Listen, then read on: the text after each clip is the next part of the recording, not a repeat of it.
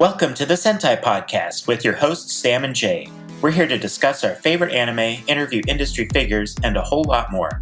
Visit sentai.com/podcast to see what we're all about. Today, Sam and Jay are answering fan questions. Hello, everyone, and welcome to this episode of the Sentai Podcast, where we're answering your fan questions. That's right, the fans have asked questions, and now we're answering them. Here today with us is our host, Sam. Hi, I'm Sam. Nice to be here. And our other host, Jay. Hello, everyone. As always, it is a pleasure to be here. Producer Tom, what's the first question? Because we're here to answer fan questions. We opened up the floor on Twitter and other social media outlets, so a lot of people submitted questions for us, and we have some general questions that we get asked all the time that we're also going to be answering. So what's the first one on the list, Producer Tom? Well, let's start with Facebook questions. One note here, when we asked for your questions, it was still called Facebook, and while recording it, it's called Meta. And by the time this episode is released, you'll be able to listen to it after you've been isekai'd into the metaverse. Oh, perfect.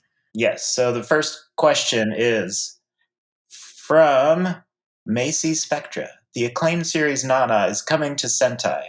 Nothing has been updated since January 2021 about this. Please provide any info on when this will happen. Thanks. So I am really excited to be able to say that on November 16th, I believe is the date of the announcements, we were finally able to announce that the Nana Steelbook is going to be released in February 2022, which means Nana is coming to home video again. And those of you who are Nana fans realize how big of a deal this is because Nana, the DVDs that were originally published back when it first came out, have been out of print for ages and ages and ages. And they are exorbitantly expensive, like $700, $800 on eBay expensive. They're so hard to find. So yeah, Nana coming out, Steelbook edition. It's beautiful. It's going to be February 2022. It's also going to be HD. So it's going to be beautifully remastered. I've seen the HD footage, and it is exactly what Nana deserved for its final re-release, or its long-awaited, not final re-release. Who knows? It may come out again. I don't know. But for its long-awaited re-release, it is absolutely gorgeous, and we are so excited for that to be coming out February 2022. Yes, and if you can't wait and you need Nana now, the best place to go would be highdive.com. And the best place to shop for your steelbook is sentai.com. Yes, I have said this many times in my life. I was about to say, yeah, that wasn't a plug at all, Jay. Very natural delivery. Look, man, if I could order my food from sentai.com, I would. I do spend an exorbitant amount of time on that site. I've said exorbitant like twice already in this podcast. It's not, I don't know why that word's on the brain. Is it the word of the day on your calendar? No, it's not the word of my day on my calendar. The word of the day on my calendar is obsequious. Yes, I do have a word of the day calendar. Shut up. Could you define obsequious, please? You want me to define? Why don't you define obsequious? Why don't you define obsequious? Tom, why don't you spell obsequious? I can spell obsequious because it's right in front of me on my calendar. Can you use the word in a sentence, please? Okay, you're gonna guess the definition based on the sentence I give you. Okay. Does that sound good? Yes. Okay. His obsequious mannerisms toward the king were super grating in the minds of the other courtiers. I did just make that sentence up off the top of my head, but I do think it gives you enough context clues to figure it out. Perhaps rude or uncouth or something along those lines. It's a negative word, so you are in the correct thing. I have a definition, but I don't know if we can say it on the podcast. All right, let me give you another sentence to guess what the word obsequious means. This is not the tangent Sentai fans thought they were going to get today, but it is the one. To everyone else, his obsequious behavior was super obvious, but the teacher ate it up and gave him special treatment.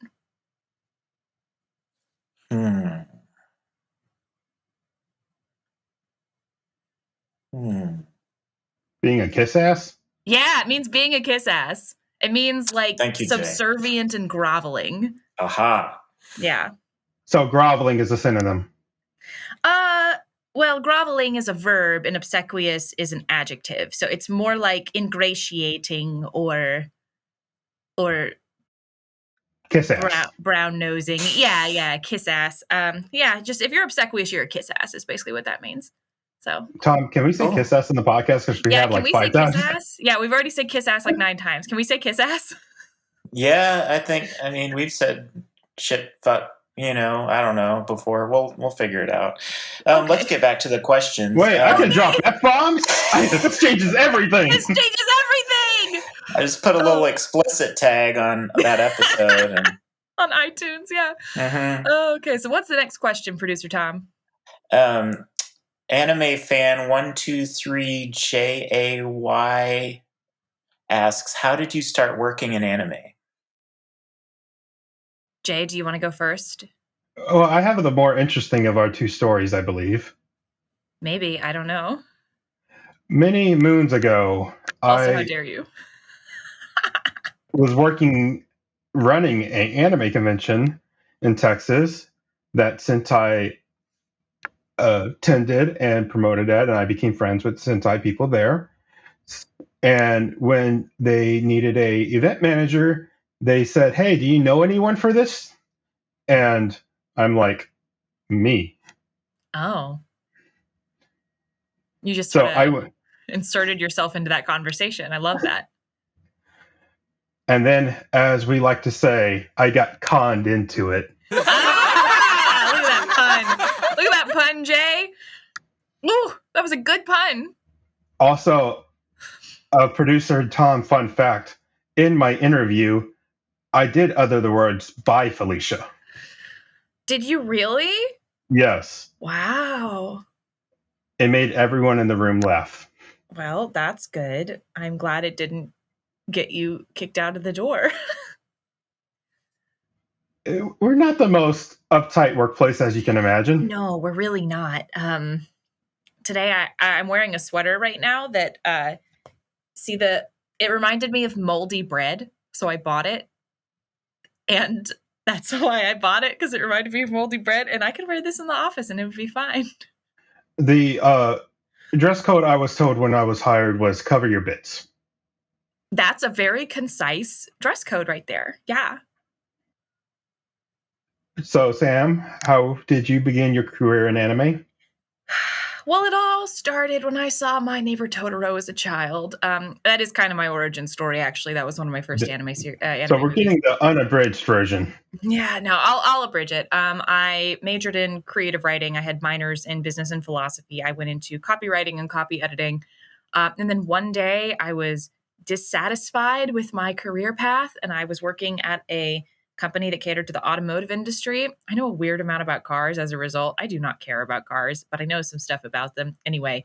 And I was like, I don't want to work in the automotive industry anymore. I'm not having any fun. And so I went on Indeed.com, and there was a job there, and it said Sentai Filmworks. And I said, I recognize that word. That's what Power Rangers are. Sentai, what? And then I applied, and then I got the job, and it was the only job I applied to.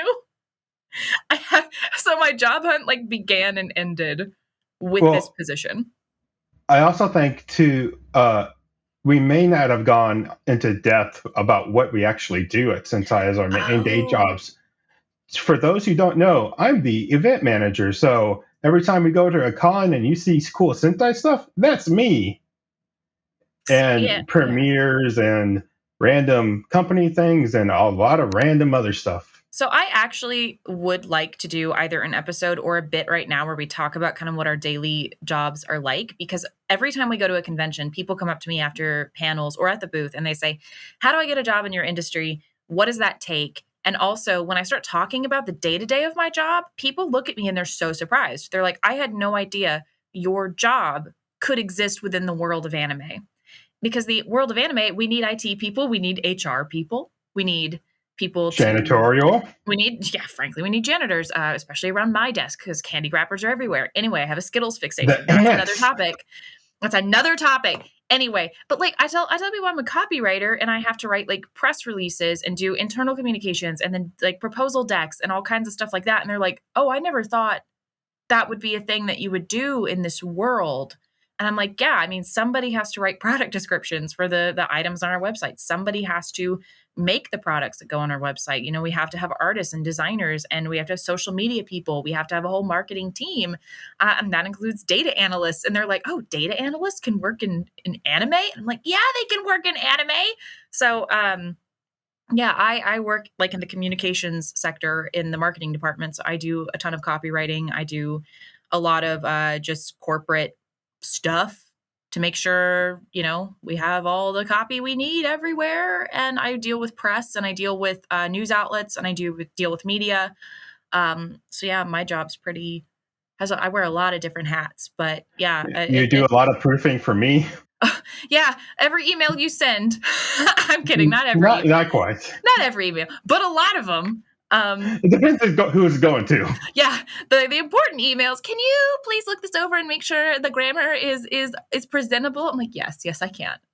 There's a lot of communicating with Japan, and I've had to sort of shift my writing style to make sure that, like, because, you know, you're dealing with a language barrier, and like, I don't speak enough Japanese at all. I can hear and speak a little, but writing Japanese, not my thing. And it's always very nice that they are willing to use English with me. But I have to, you know, I construct my sentences in a way for like maximum clarity. So that's been like a skill set I've had to develop on the job, is how to sort of like navigate cultural differences and a language barrier. So yeah, it's funny. I feel people I think don't a good really, way to. Sorry, Sam. I was just going to say, people don't really know what goes into this industry. So that is something we could talk about at length if we end up cutting out everything I just said. I think it's good to include it. And also, I think a good summary for what you do, Sam, and call me out if I'm wrong. Every time you see words that has Sentai or High Dive at the bottom, or, you know, one of our companies, there's a non-zero chance that Sam wrote those words or reviewed those words. Or yeah, like if I didn't write them, I probably looked at them in our social media scheduler and was like, yep, okay, those are grammatically sound. That's fine. So you know, a lot of the time I'm there. Or, you know, when I'm writing a proposal or something, and I'm just like, punch this up. Like, yeah, okay. I go in, I make it sing. I still think the most rewarding thing I've ever done at this job, though, was write everything for the GoFundMe after the KyoAni fire. All the writing that appeared on that GoFundMe, and the PRs we did for it, and the press stuff we did for it. You know, John did interviews, but I didn't have anything to do with those. But all that writing that was on the site to communicate to people who were donating, that was all me. And obviously, then management looked over it to make sure that that it was okay. But like, I still think everything that goes out is seen by multiple people. Yeah, hopefully, usually. But I still think that GoFundMe was probably the most the biggest honor I've ever had on that job. I took that incredibly seriously. It will be remembered. Yeah. While we are the hosts and like to talk, and we talk for the majority of this, Tom, what do you do? Yeah, and how'd you get your job? Tell us. Oh yeah, so I came from a theatrical distribution background. I saw a job opening for that at Sentai, and I applied for it and got the job. So here I am. So what does that mean? If there's a Sentai movie in a movie theater, I put it there. You're welcome. Most recently, the Lupin special screening.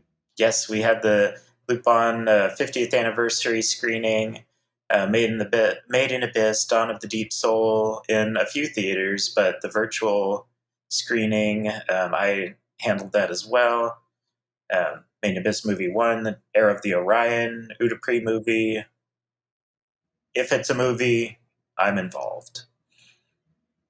And sometimes me too, and usually Sam.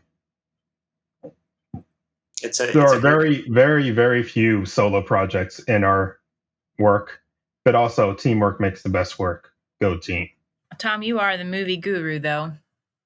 How many times have you seen Utano Prince Sama Magi Love Kingdom? Like 9 or 10 times, I think. How many times have you seen Made in Abyss, Dawn of the Deep Soul? Oh man, like a dozen probably. How about Era of the Orion? Like I think I capped at like 8 or 9 on that one. You know I'm in the dub of that, right? You probably heard me. I have. Yeah. I've heard you multiple times. Do you know who I am in that one? Could you guess? Were you like, oh, that's Sam? Or did it just go over your head? No, I picked out your voice. Well, I can't remember. It's that once you see it that many times and then it's gone, like you out the window. So it's nice that you recognize my voice, though. That makes me happy. So. Oh, but in a Hiro no Sora, I'm like, aha, I know that person. Yeah, because I play the nurse. Yeah, I play the nurse, and she's in a lot of scenes. She's there a lot. So yeah, she's a character. Mm-hmm. She's in Every it. time that nurse is there, though, it's kind of a downer scene. Yeah, she like breaks the news that people die. She like tells people that they're dying. Like I had to do some like dramatic acting in that show. It was wild. Anyway, yeah. So if you like any of the Sentai movies that have come to theaters, you have Tom expressly to thank for that. And if you would like to see more Sentai movies in theaters, go to the ones that happen. Yes. Please do. Shameless plug. And watch on High Dive and social media. Yeah. Now, those were shameless. Mr. Tom? Speaking of shameless, let's get back to the fan questions. This one comes from Twitter, from Manga Man 9000. What is That's the most great name? I know. What is the most effective way to reach you for requests to dub new or old anime in your catalog? Also, while I'm here, please dub Keep Your Hands Off Izoken. You just did the most effective way. Technically, yeah. Talking to us on social is a good way. The more people that talk about a title and request a title, the more likely we are to do something with that title. Also, beyond that, watching the title subbed on High Dive or other legal streaming platforms. Yes, supporting a regular release that doesn't have the content you want can help us do like a special edition later or a dub later, and especially streaming numbers. If it's come out and you are streaming it to watch it, we're way more likely to do something with it because we see that there's an audience that's interested in the show. But by far, I think telling us directly on social, which gets a lot more eyes than telling us at conventions, but please do that as well. Sorry, I was trying to sneeze and it was not happening. Gesundheit. Yeah. Oh, thank you. Yeah, supporting it on streaming though, and telling us on social and supporting the home video release is the best way to get us to notice a title for sure. Because if it doesn't sell, then it's like, okay, well, no one's interested in it. Why would we dub it? Sometimes I do think that like anime is a business, and a lot of people kind of forget that this is a business and we are here to run a business. And so we have to make decisions that are driven on data. If we could dub just titles that I personally liked and enjoyed, that would be great. I wish we could do it that way. And also very strangely diverse. What is? Your liking of anime. Oh, yeah. I've got over. Oh, my God. Yeah. My list of faves runs the gamut. It's true. This one is also from Twitter, from MJM, the NASCAR fan. Hello, my name is Michael from Virginia Beach, Virginia. What has been your favorite scream or yell in any Sentai anime? I have a shameless scream. I have a completely biased answer. Okay. My scream when I died while in the dub of Gate. Oh, you got to die in Gate? Oh, did Rory kill you? No, it was a battle, I think. It's been a couple years. But yeah, so that's my shameless. There's also a lot of wonderful screams in Akame ga Kill. And also, depending on the type of screams, maybe in Monster Musume. I was going to go a weird direction for screams as well. Instead of doing action screams, which is what this brought to mind, I was going to say all of the Food Wars screams. Foodgasms? The foodgasms, because I got to do one of those. So that's my claim to fame is I got to do a Food Wars foodgasm during the Lunar Festival. Megumi screams in Food Wars are the stuff of legend. Vinland Saga has a lot of really good yells. by the there's a way. lot of death in Vinland Saga. Yeah, so there's a lot of good like action screams and yells. I wish I could like pinpoint just one singular scream, because I'm thinking of all the ones I've done on like kind of what you were saying. There was one where I think it was with Kyle. Actually, we can use post-editing magic. Mr. Editor Ricardo, could you edit in some of your favorite screams here? Ricardo, if you have any favorite screams you want to throw in here, that would be real good. But I'm trying to think of like a really good singular scream other than the ones I've like done, because I like remember those, because there was one where I think it was Kyle. He was like, scream. So I screamed, and he was like, no, actually scream. And I was like, I don't want to blow out the mic. And he's like, you're not going to blow out the mic, just scream. And I screamed. And he's like, okay, maybe back off a little. That was very funny. Kyle Colby Jones didn't know what he was in for that day. I don't remember. Maybe it was Shannon. I don't remember. Anyway, but yeah, that was fun. I think all the Vinland Saga and the Food Wars screams are probably my favorite. The Food Wars screams are just funny to me. So yeah, I like those. Those are good. Peanut butter, or was it honey and tentacles, right? Peanut butter squid tentacles. You were right the first time. Well, here's another question for you. Also from Anime Fan 123 Jay. I don't know who that is. Where is Sentai located? Oh. Houston, Texas. We have an office that we all go to, and it looks like a normal office from the outside until you get inside, and there's like a 7-foot tall Garo statue. To circle back around to us working there, the first time I interviewed at Sentai, when I drove up, I could not figure out where I was. I could not figure out where to go, because it's on the side of the highway, in like a little office strip, and you're like, all right, where is it? There's no like big signage, because people will come and like some people take their fangirling and boying a little too far. And so we don't have a lot of signage because we don't really want to advertise exactly where we are. And so I remember I called the then marketing director, Kaylee, and was like, hello, so I'm here for my interview and I'm not entirely sure where to go. And I had my little like customer service voice on.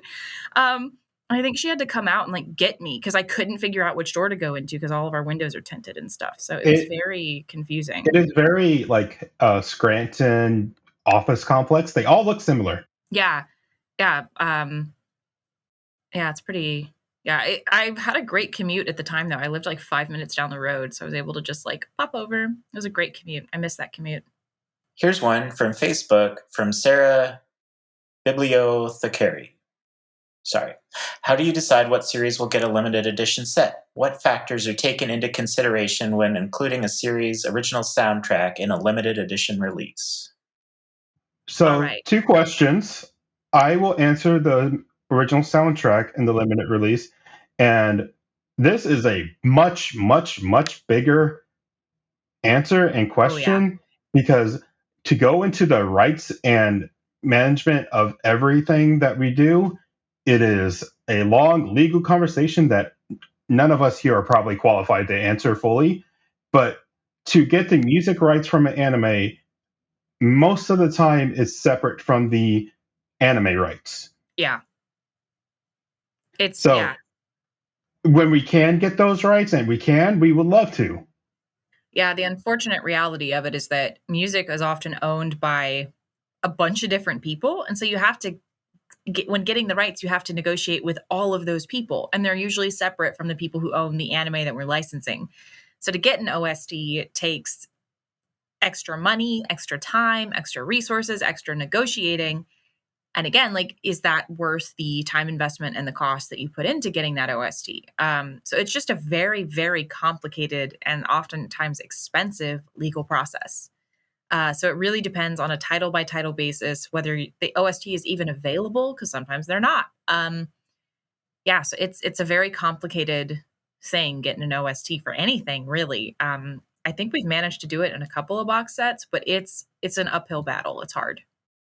Yes, as for how to decide what series get a limited edition, a lot of that is popularity, how many people ask for it, how many people want it, streaming numbers, the same kind of factors that go into a dub.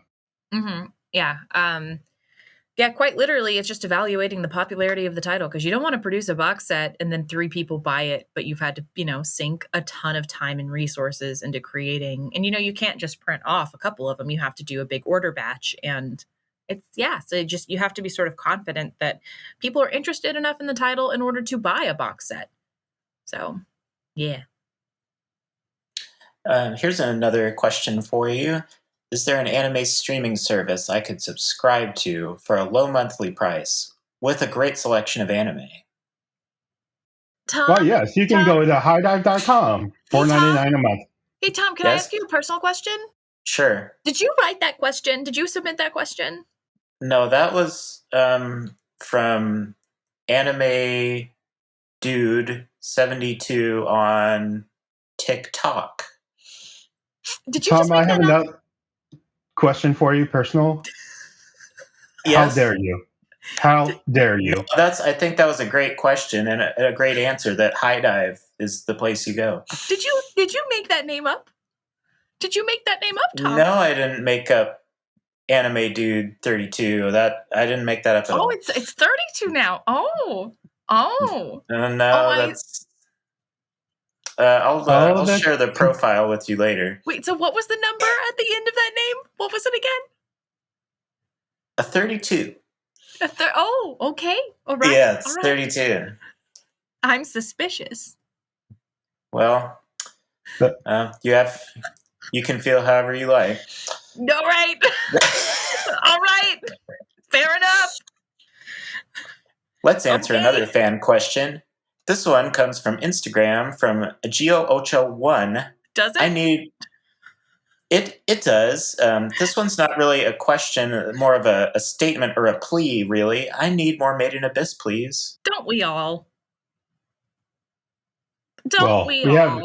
We have some good news for you. Yeah. Coming in 2022, we believe there will be more Made in Abyss.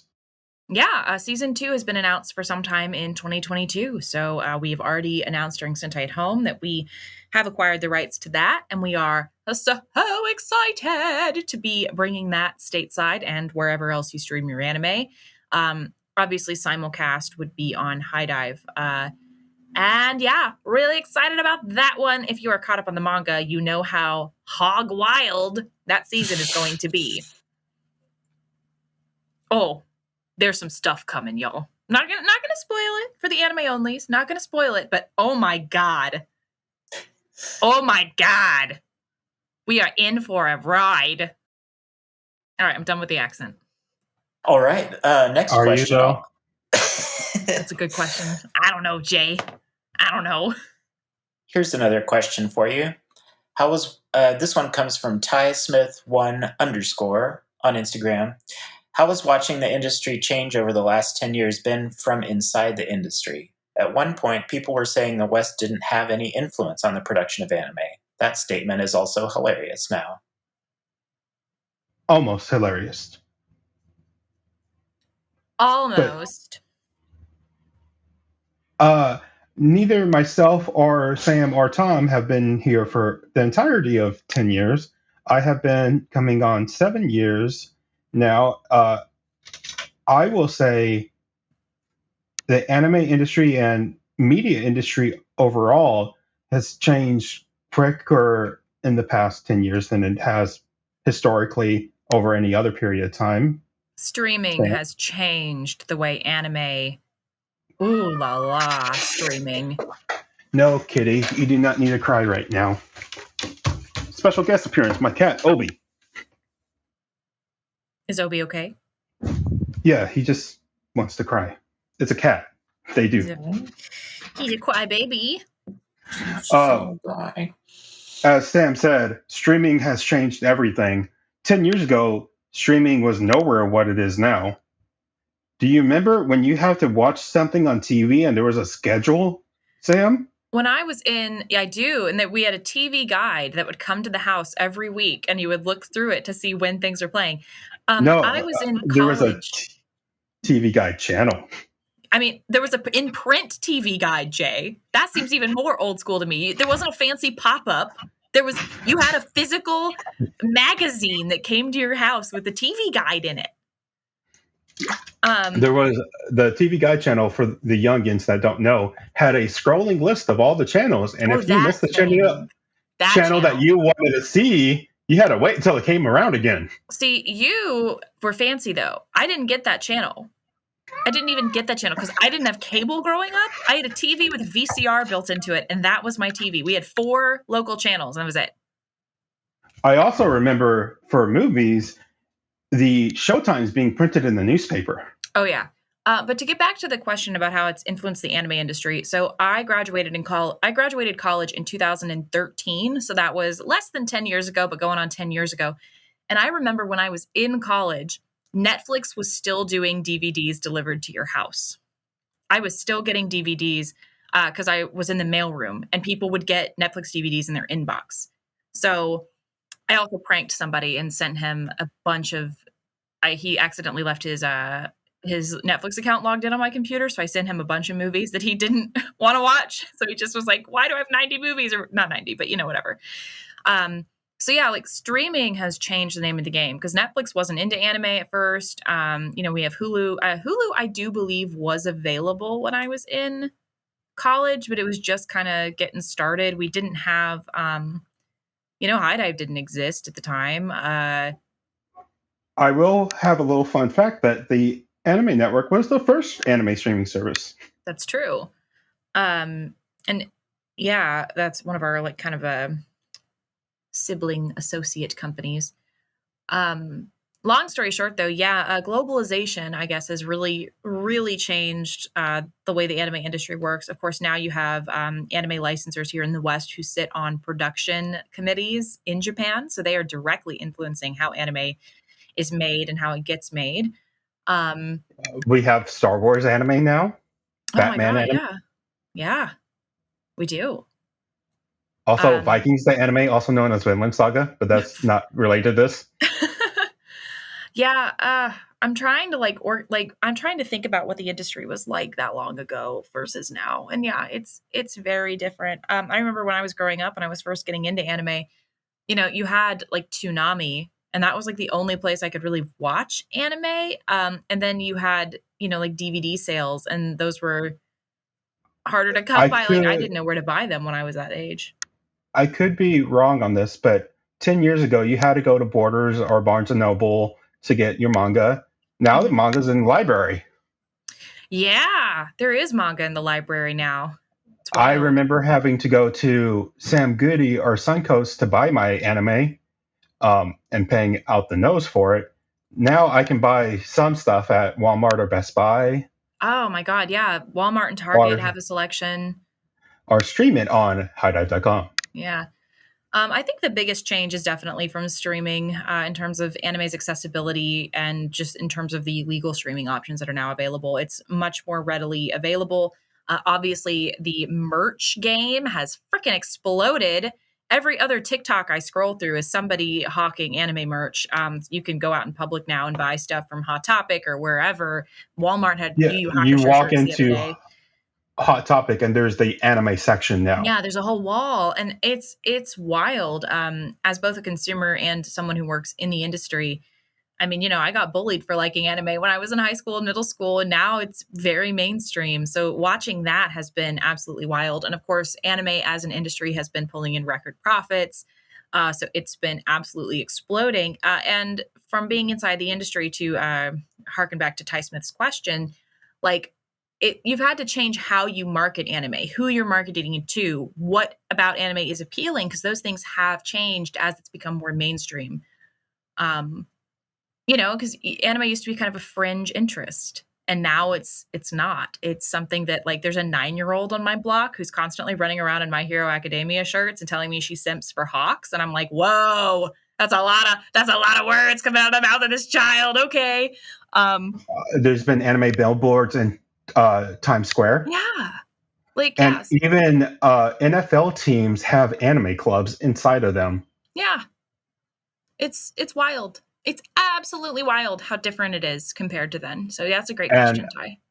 I am happy so many people are enjoying the art form, the media, and it is growing and thriving. Yeah. Okay. Now we have one of my favorite questions that was submitted. This one was from Facebook, from Adrian Pina. How do you know when it's time to throw away your old kitchen sponge? If you're asking that question, it is time. Yeah, I think I'm going to second that. If you're asking that question, it's time to throw it away.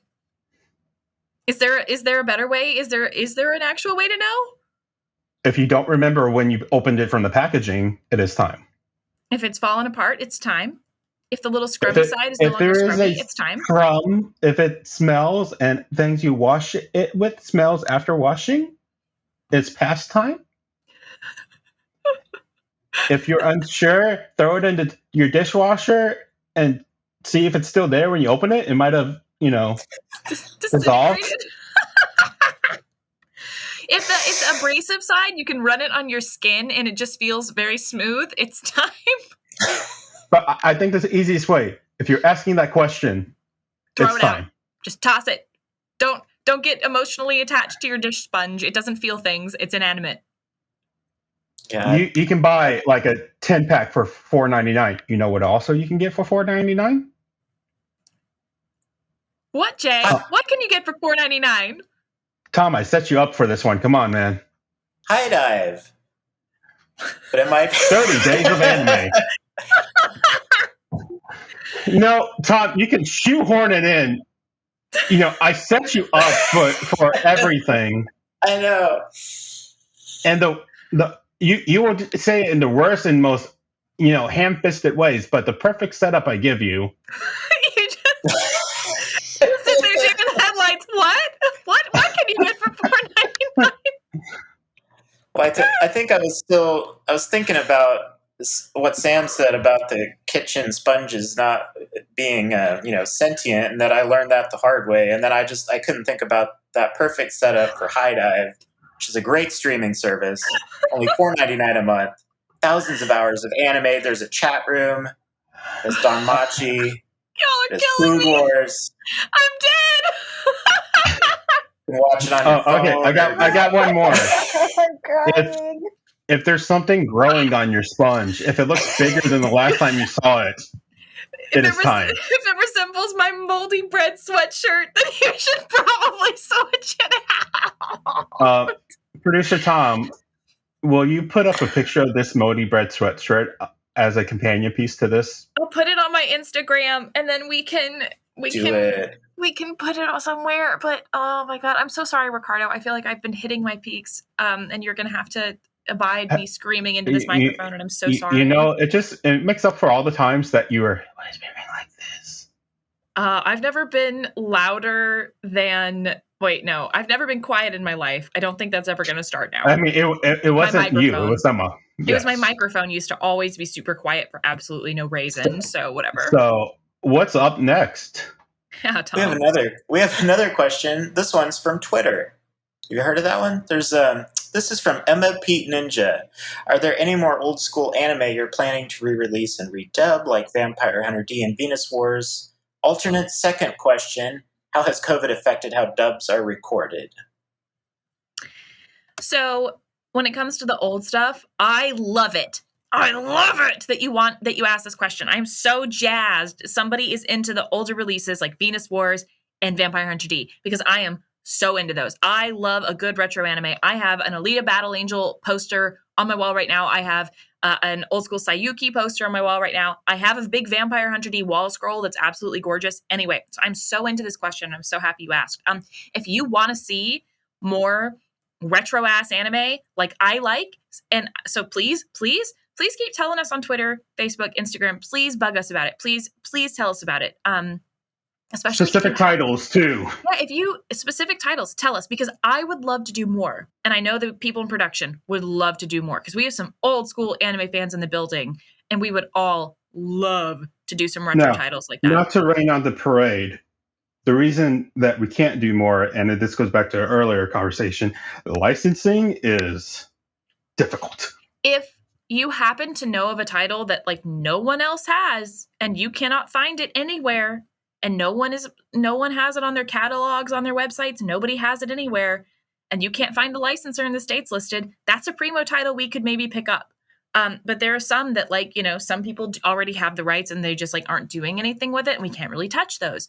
But yeah, if you have a specific title in mind, tell us. Freaking tell us. Like, tell us. Just tell us!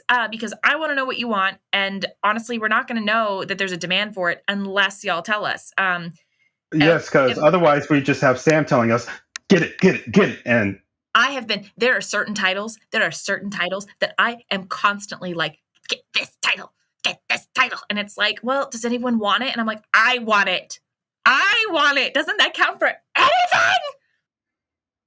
I get very salty about it. So anyway, I literally like retro stuff and like yaoi and yuri titles are my babies. They're my jam. And so whenever I see somebody on Twitter talking about anything in that kind of vein, I'm immediately there taking screenshots. Don't think that I'm not. Also, I scroll through Reddit all the time and I see what people say about titles they want, and I screenshot that. So like, y'all are talking in forums and stuff, and I usually will find it, but talk to us directly on our social media because that helps. So that would be by tagging at Sentai Filmworks. Mm-hmm. But as of this moment, I can't say anything about titles we have in the works that we haven't already announced. Don't have the clearance to do that. But again, if you want to see more of it. Also, a note to that, because we get asked this a lot, we do announce as soon as we possibly can what we have, what dub we can do, what dub is coming. We do not hold back information for any reason. Like, if y'all don't know a decision we've made, it's because that decision, like, literally we can't announce it due to like legal reasons. Like, you can't announce something before like contracts are finalized. You can't announce, we're trying to get the contract. You can't say stuff like that because if it falls through, everyone's disappointed. But we, whenever we know something for sure is locked in, we tell y'all immediately. There's no like, let's keep this under wraps to be mysterious. No, we want to tell y'all what we're doing. Like, yeah, there's no point in holding it back. I think that's a good segue into the 40 million people who asked us about Haikyuu Season 4. Well, before we get into that, there was also the question about the COVID change. That's right. Let's answer her second question first. How has COVID affected how dubs are recorded? So I actually popped into the studio to ask about this because I wanted to make sure I represented this accurately. And basically what they said was that, for a while when COVID was first getting in the swing, and like nobody knew really what to do. Like, it's a new thing, a new whatever that we're trying to grapple with, trying to put plans in place now for how to handle it and everything.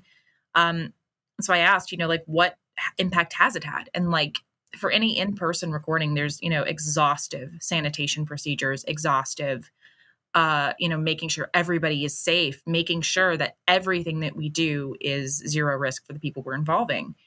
And so it's time. Time is the biggest thing that COVID has changed. It takes longer to record something. It takes more sessions, or at least more time between sessions, to do all of that wipe down, to air out the booth and everything like that. So time is the big change for how things get dubbed. That's the perfect transition. Speaking of dubs, we've had many people ask us about Haikyuu Season 4. What's going on with that? It is in the works. I think we already announced that it's in the works, haven't we? Yes. Yes, we did at Sentai at Home. Yeah, so at Sentai at Home, we mentioned that, it's coming. It's coming. Yep. It's on its way. We can't give you any exact dates. And I can honestly say I do not know any exact dates. Yeah, again, we just talked about how much time it takes to dub something. So, right now we're having to make sure we are respecting all of the procedures that are in place to make sure we dub things safely. So, but it is on its way and we're working on it. Rest assured. Here's one from Instagram from CallSaul2X. What's anime movie made you cry? I have the only correct answer to this. That if you do not cry, you are a robot.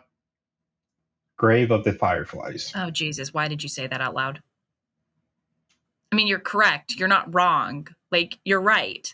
You're absolutely right. But, like, did we have to talk about Grave of the Fireflies today? Yes. Also, if you have not seen Grave of the Fireflies, everyone should see it once. One time. One and done. Boom. And if you would like to get it to watch it, Sentai.com. Also, Made in Abyss, there were some tears. enormous warning on Grave of the Fireflies for if you are a very empathetic person like I am, it's gonna wreck you. Block out an entire weekend. Just block out the weekend to mourn. It's very upsetting. It's a movie of cultural significance that I think everyone should see. I think everyone should watch Grave of the Fireflies at least once, but it's just the once and then you're done. Anyway, so Made in Abyss, lots of tears in Made in Abyss for you, Jay. I mean, not me, but Oh. actually, I lie. There was one too, just the one. Just one. I will say I have not seen. I was at, and I believe you were with me for the premiere screening of Utapri no Prince Sama Magi Love Kingdom. There was a lot of emotions in that room. A lot of people cried when Magi Love Kingdom started. Like the first note that played, everyone was bawling because they were so excited that the movie was there. Like people, Magi Love. I have such respect for Utapri as a fandom. I have such respect for Utapri fans. They are a different breed. The passion and the love they radiate is absolutely fantastic. I love Utapri fans so much. It's great. Like working on that movie was one of my favorite movies I've worked on here. Like the fans were so happy to see it in theaters. It was awesome. They were great. The pictures we saw on social were great. I will also say they scare me a little bit. No, they're awesome. I'm full stop and awesome. I'm calling foul on that one, Jay. They're fantastic. They're fantastic. Full stop. I'm gonna fight you. I'm gonna fight you on this. I'm gonna fight you for my Utapri babies. You know that passion you got right there? That's what scares me in them. Oh, I see. You feel like Icarus flying too close to the sun. Healthy respect fear. Okay, it's like a tiger in a cage. Okay. I gotcha. All right, I am in awe of their fandom. They are. They're awe-inspiring for sure. Here's one for you. Another one from Twitter from Power Jusho KH13. How do you decide which anime franchise that wasn't previously dubbed to dub now, and what's the plan for future English dub editions? For example, To Love Ru, the series was already released subbed years ago, and now they've been re-released with a new English dub. To Love Ru is the perfect example. We saw the outcry of the fans that wanted a dub. Mm-hmm. There are some titles that, when they first air, sort of fall under the radar, and then over time build up a fandom once the full breadth of the series is now available. And once that happens, suddenly there's a demand that wasn't there when it was first airing. That's happened a few times with a few different things, but it literally is just all about demand and popularity and those kind of factors. So if over time... And how much Sam screams. And how much I scream. Because y'all don't understand. When I say that I advocate for shit in meetings, I do. I'm like literally every There's been tables pounded. All the time, there's certain titles that people are always asking about. And I always raise my little hand and I'm like, what about this one? And they're like, oh my God, stop asking about that one. And I'm like, no, I won't stop. So if enough people are talking about it, I tend to I don't want to call myself I'm trying to You advocate are heard. I try to advocate for people as best as I can because we want to give y'all what you want. And if enough people are asking for it, then why? Of course we want to do that. So yeah, it's about demand, and it's about, if you can kind of prove there's a fan base for it, okay, yeah, we'll consider it. All right, here's another good one from Twitter, also from Manga Man 9000, but it was a good question. What factors at play decide what Netflix anime you license that you can receive the original dub for, and which ones you choose to redub yourselves? As I think we've stated multiple times throughout this, it all comes down to licensing rights and a business decision. Yeah, it's all about just what is going to work best for our home video release. So a bunch of different factors go into it, and it really depends on the title.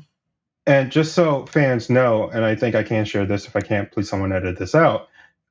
Just because we get the anime rights does not mean we have the dub rights of already existing titles. Yeah, that does not. Sometimes it does, sometimes it doesn't. It depends title to title. Exactly, yeah. It's all on a title-by-title basis, so depends on what's available to us. Here's one from Instagram from Real Anime Warlord. What does anime mean to you? That's a really nice question. That's really That nice. that is not an easy answer because it is very loaded because anime is literally all of our livelihoods. Yeah. Anime, a lot of fans say anime is life. For us, anime literally is life. When I wake up and I get to work at 7 a.m., yes, I am one of those weird people that in the office at 7 a.m. It's weird. I see Sam like 3 4 hours or 2 3 hours later. I roll up. Sometimes it's 9:30. Most often it's 10. I roll up in my little anime decal car. I go, hey Jay, and you go, hey Sam, and then we spend the day ignoring each other, and then it's like 3 or 4 or whatever, and you're like, gotta go. I'm like, all right, see you tomorrow. And then it's another like 3-hour day where we see each other. We're like a weird Venn diagram. And in the middle, we But don't also, overlap that much. there's been times when I go to you when you get in. I need this, and you're like, slow down. I have been here for 19 minutes. And I'm like, I've been here for 3 hours. Come on. I've been here for 19 minutes and I'm still half asleep for most of them. So like, come on, give me a minute. You're like, here's a bag of Skittles. And I'm like, okay, I'm awake. So it's fine. You do realize you said this enough that you will now get bribery Skittles. Yeah, I like Skittles, Jay. Taste the rainbow. Regular Skittles? Can I get some wild berry to like mix it up? No, classic. Sour Skittles? No, never the sour Skittles. I do not like sour things. Yeah, me either. I think it's the coating. They make my tongue taste weird. So, fans say anime is life. For us, anime is life. Literally, we look at anime at minimum 8 hours a day. Beyond that, this may be shocking to some. Both me and Sam are anime fans. I mean, I ran an anime convention. Yeah. So there's some anime outside of work too. Yeah, I guarantee you some people who are listening to this right now have found me on TikTok and all I do is talk about anime and like LGBT stuff. That's it. Those are my two. That's my like weird combo niche. So no one has found me, but also my social media presence is just pictures of my cats. So yeah, it's hard to tell who you are when it's just pictures of Obi. I mean, it's great content though. It is great content. I love Obi. Yeah, but like anime is our life.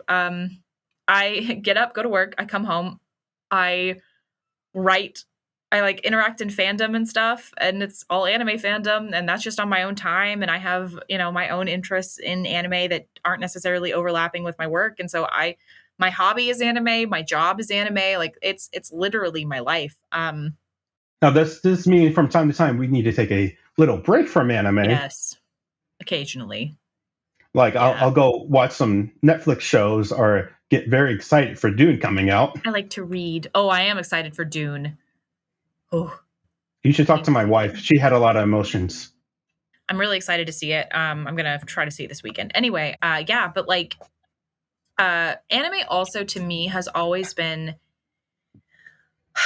a wonderful space of like expression and exploration because there's a lot for the most part. Yeah. Anime fandom is also very welcoming of everyone. Mm-hmm. Anime should be for everyone. I stand by that. I more speak because, for 10 years of my life, I was living, breathing conventions anime, which is different from the other anime because there are anime fans that never will go to a convention. Right. So it is a lot.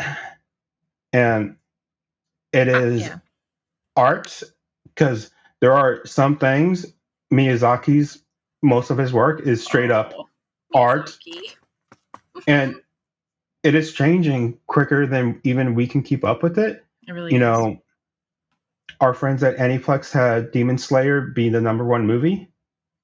Right? Yeah, Mugen Train blew stuff out of the water. Oh my God, smashed records. We have a new Cowboy Bebop coming out on Netflix. Which, oh my God!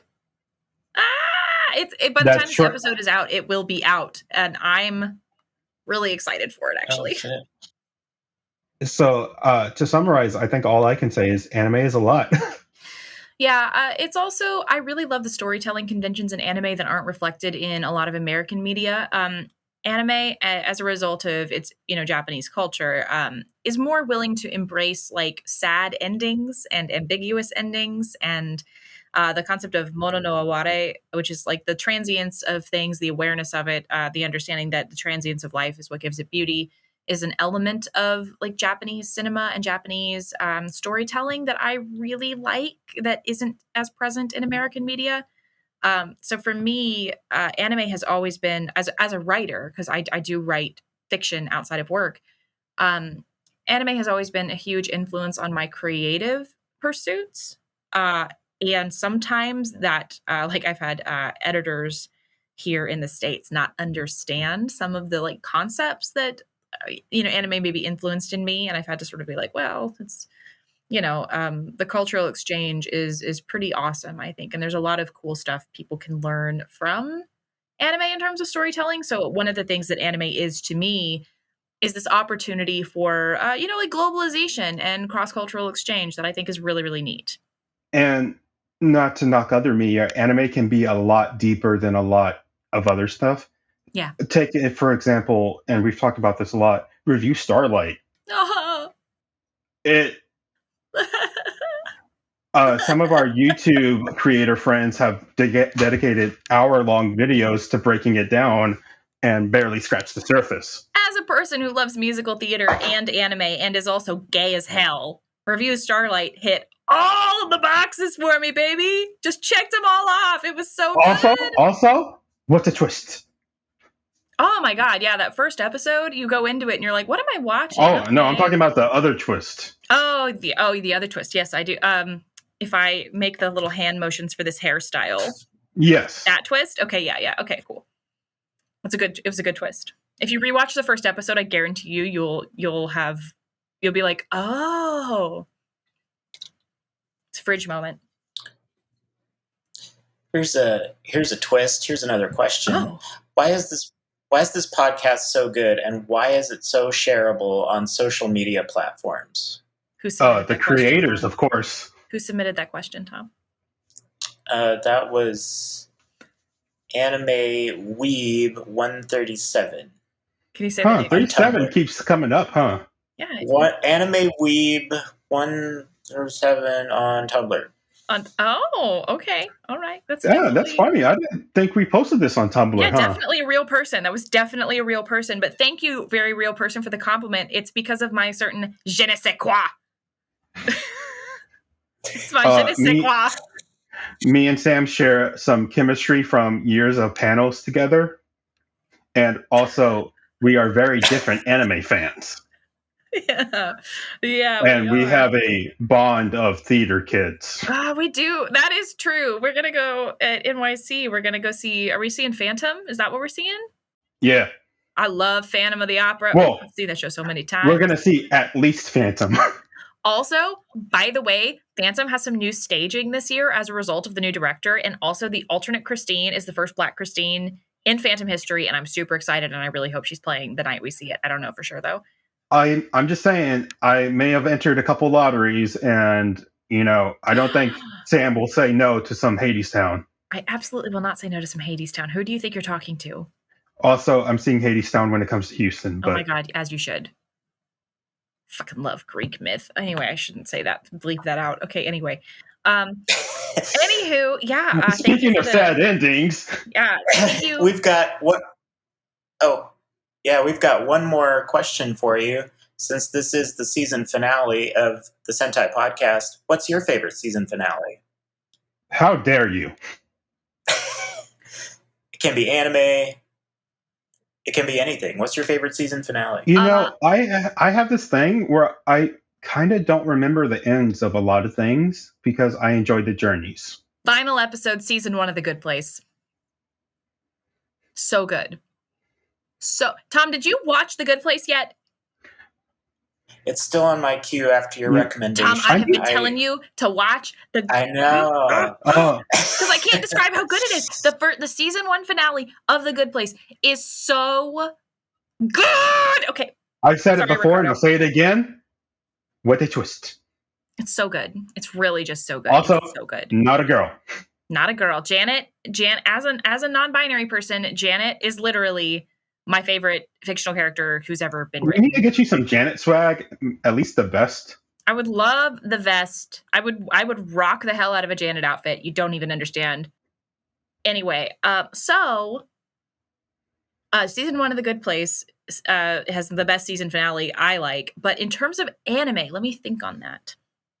While you thinking, I will say I did enjoy everything. I think you may have been around the first time I watched the first season of Altered Carbon.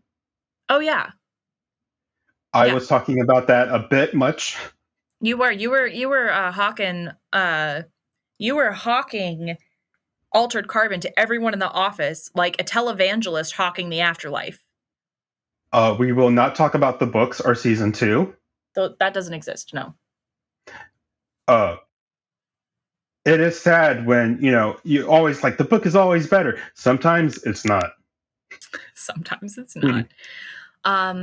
In terms of anime, I do think that the season 1 finale of Made in Abyss is very good, because some of our shows are just like one season, so it's kind of the series finale as well as the season finale. But the season 1 finale of Made in Abyss had a really cool sequence that I don't believe was in the manga, and it was when they're sending the communication balloon up from the bottom, from the lowest point they'd been to, and it was goes up. poetic. Yeah, and it goes up through the abyss, and it goes through all these locales they've been through, and it goes through the places, and you kind of see some characters they met, like Ozen, and then the kids at the orphanage find the balloon. And so it was this moment of like hope and pun intended, I guess, levity, because the balloon, kind of goes up and levity. It's a bad pun, and I'm sorry about it. I would also say it's one spoilers a little bit. Akame ga Kill had an ending you wouldn't expect. Mm-hmm. And also Akame ga Kill, you think it's going to be a fun adventure, Akame ga Kill is not afraid to kill. Nope. That's true. It's almost like the title of that show is indicating something about its content. One more non-anime finales that I love almost every season of, and Sam, I know you know this because I've been reading the books lately too. The Expanse is amazing, and you should go read it, watch it, live it, love it. The Expanse on Amazon. If you are a sci-fi fan, especially if you're a hard sci-fi fan, please do yourself a favor and watch that show. It's really good. And it's wrapping up soon too, as well. Yeah.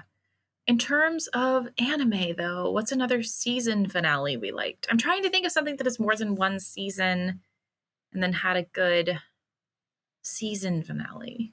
I'm going to cheat and pull up Sentai.com. That's not cheating. That's just that's thinking smarter instead of harder. Yeah. Non-anime. Also, I don't know about you, Sam. I try not to, we talk about anime and we never want to spoil anything for anyone. Right, yeah. It's true. What were you going to say, Tom? Star Trek, Next Generation, the best of both worlds in the sci-fi. I will fight you. Expanse is above Star Trek. Excuse me? Oh, no. I need to watch The Expanse. I thought y'all were about to throw it down. Okay. Look, Expanse is about as hard sci-fi as you can get, and it is good for every moment. Also, Adam Savage makes a cameo and gets killed. That's worth the price of admission alone. Well, now I know. Okay, every season finale is good in this, mostly Food Wars. Yeah. Yeah. And it wraps up very well. You end the semester, you end the year, the season ends. Yeah, looks forward. Yeah, the Food Wars season finales tend to feel, you don't feel like it's a cliffhanger. You feel like, okay, a good sense of, like at the end of a meal, a sense of satisfaction. It's very satisfying. The only bad part of it that we didn't get more of it so far, No Game, No Life. It expanded this world. It made us feel bigger, and it pumped you up. But No Game, No Life Zero was amazing. I really want No Game, No Life Season 2 at some point. That's one, everyone, I'm changing my little octopus buddy to a mad face. So that Another thing fans should know, every time you say to us, you want a season 2, us too, usually. But we don't have that much control over it. Yeah, there's, unless we serve directly on the production committee of something, then we don't have, we can't make them make a season 2 of anything. So it's not, if you say like, please make a No Game No Life season 2, it's like, well, we didn't make season 1. We just licensed it and distributed it. So we can't, we'll tell them you want it, but that's all we can do. But we do that. Much like anime, if you would like to hear another season of me and Sam and producer Tom talking with each other and guests, please let us know on social. Yeah. If you want to hear me go on more rants and tangents and talk about random stuff and musical theater, then you should tweet about it so that my bosses know that they should keep employing me. Is your employee going to review a bunch of screenshots that's tweets? If anyone on Twitter says nice things about me, I'm going to screenshot it, and I'm definitely putting it in my employee review for the year. You'd think I'm kidding. I'm not. If any kind words on Twitter about me, go into my employee file. Like, come on. Yeah, of course. I'm like a magpie. I hoard them like shiny things in my nest. Well, as the fans disconnect from our literal joy pipeline that is the Sentai podcast, we hope that you will join us after the winter break. That's Thank you so much for listening. Literal Joy Pipeline is my punk rock band name. You heard it here first. Okay, cool. We did. Yeah. I'll put out the EP next year sometime. Who knows? All right, everybody. Well, this was the Sentai podcast. Thank you so much for joining us. It's been a great season, and we'll see you next time. I'm Sam. I'm Jay. All right, Sentai podcast signing off. See you next time. Thanks for listening to the Sentai podcast. This episode was brought to you by HiDive, where you can stream thousands of hours of anime for $4.99 a month. Visit highdive.com for details. Special thanks to our hosts Sam Butler and Jay Perez, our producer Tom Helberg, and our audio engineer David Lasko. Thanks for tuning in.